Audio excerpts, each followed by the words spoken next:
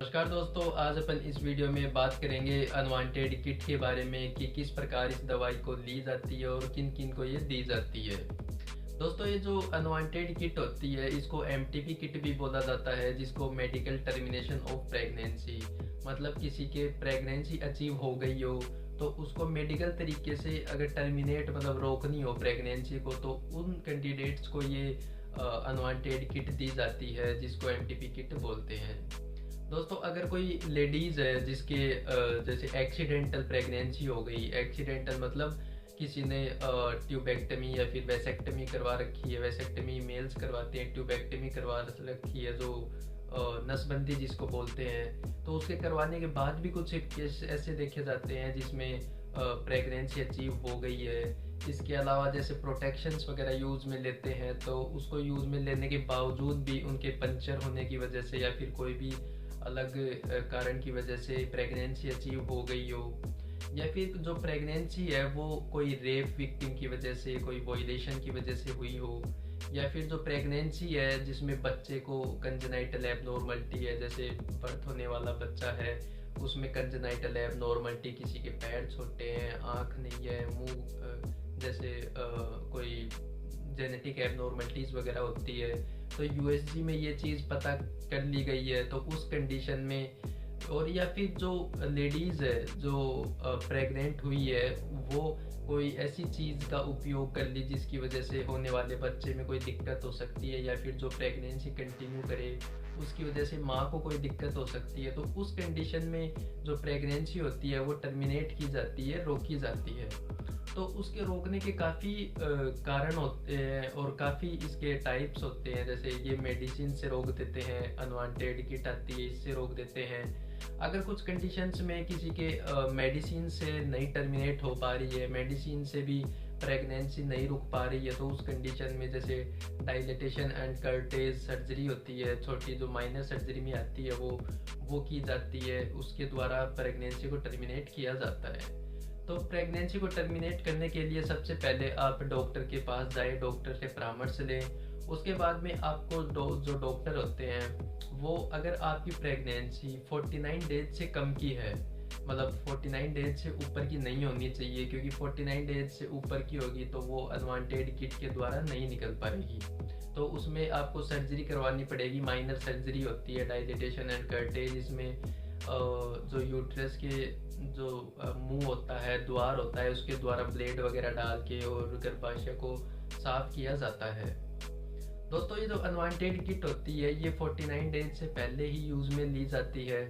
49 days मतलब जब भी डेज कैसे काउंट होते हैं, सबसे बड़ी बात तो ये होती है कि जब भी आप प्रेग्नेंट हुए हो, जब भी आपके जो लास्ट मेंस्ट्रुअल पीरियड आए हैं, तो उसके फर्स्ट डे से काउंट किया जाता है। सपोज आपके लास्ट पीरियड्स जैसे जनवरी में 5 तारीख को आए हैं, तो फर्स्ट पीरियड सपोज 5 तारीख को स्टार्ट हुए हैं, तो उस 5 तारीख से आपको काउंट करने हैं और तब तक काउंट करने हैं जब आप एमटीपी किट लेने जा रहे हो या फिर डॉक्टर को दिखाने जा रहे हो उस कंडीशन में। तो अब जैसे 49 डेज की प्रेगनेंसी है, तो उस कंडीशन में आपके पास अनवांटेड किट होनी चाहिए अगर आपको मेडिकल टर्मिनेशन करनी है प्रेगनेंसी। तो उस कंडीशन में दोस्तों, ये जो अनवांटेड किट आती है इसमें 5 टेबलेट्स आती है।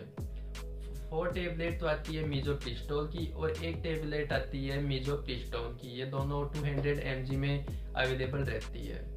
दोस्तों, ये जो मीजोप्रिस्टोन होती है ये आपको सुबह जैसे खाना खाने या फिर ब्रेकफास्ट करने के बाद में इसको लिया जाता है, और इसको लेने के बाद में लगभग 24 to 48 आवर्स के बाद में आपको जो ये टेबलेट्स है, जो 4 टेबलेट्स है मीजोप्रिस्टोल की, तो वो आपको ओरली लेनी पड़ती है। ओरली मतलब जैसे फर्स्ट टेबलेट है मीजोप्रिस्टोल की, जो 1 टेबलेट आती है ऊपर ही ऊपर, वो आप सुबह खाना खाने के बाद लगभग 10 बजे ले लिए।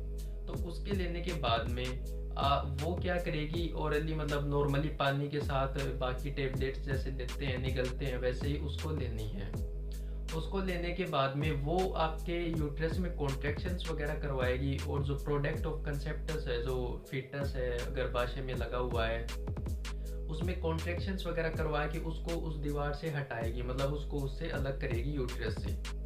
इसके अलावा बाद में 48 आवर्स के बाद में आप जो बाकी की 4 टेबलेट्स हैं उनमें से 2 टेबलेट्स लेके नीचे जीभ के नीचे रखना है, उसको पानी के साथ निगलना नहीं है, जीभ के नीचे रखना है, अपने आप उसको एब्जॉर्ब होने दो और जो सलाइवा प्रोडक्शन जो थूक बनेगा उसको निगलना है अंदर। तो इस प्रकार 2 टेबलेट्स लेनी है और वो जैसे एब्जॉर्ब हो जाए उसके बाद में वापस 2 टेबलेट्स जीभ के नीचे रख के ही लेनी है। इस प्रकार 4 टेबलेट्स लेते हैं। कुछ डॉक्टर्स इसको परामर्श करते हैं कि इसको वेजाइनली भी डाली जाए, वेजाइनल के थ्रू इंसर्ट की जाती है, लेकिन वो हेल्थ केयर प्रोफेशनल के द्वारा ही एक सर्जिकल टेक्निक से ये स्टाइल टेक्निक से वेजाइना के अंदर ग्लव्स डाल के डाली जाती है। वो हर कोई नहीं डालता, वो हेल्थ केयर प्रोफेशनल के द्वारा ही डाला जाता है वेजाइना के थ्रू। तो मोस्टली तो पेशेंट्स होते हैं वो जीभ के नीचे रखते हैं उन टेबलेट्स को और उनको एब्जॉर्ब होने देते हैं। इस प्रकार ये चारों टेबलेट एब्जॉर्ब होती है। और ये जो बाकी की 4 टेबलेट्स है वो जो गर्भाशय के अंदर प्रोडक्ट ऑफ कंसेप्टस अलग हुआ था गर्भाशय से, उसको बाहर निकालने का काम करती है ये 4 टेबलेट्स। तो इस प्रकार ये अनवांटेड किट काम करती है अपने शरीर में। दोस्तों हमेशा जो ये अनवांटेड किट होती है या फिर मेडिकल टर्मिनेशन ऑफ प्रेगनेंसी होती है, हमेशा डॉक्टर के द्वारा ही करनी चाहिए, हमेशा अपने आप से कभी भी नहीं करनी चाहिए।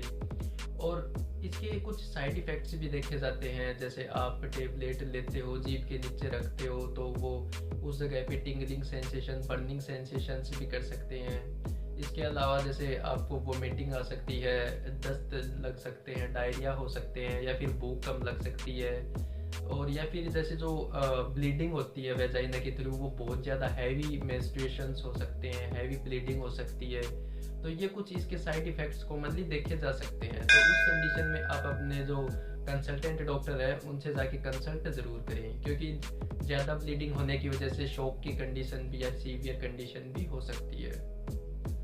दोस्तों ये जो वीडियो आपको थोड़ी भी इंफॉर्मेटिव लगी हो, थोड़ी भी नॉलेजेबल लगी हो, तो वीडियो को लाइक एंड कमेंट ज़रूर कर दें, चैनल को सब्सक्राइब करना ना भूलें। Thank you.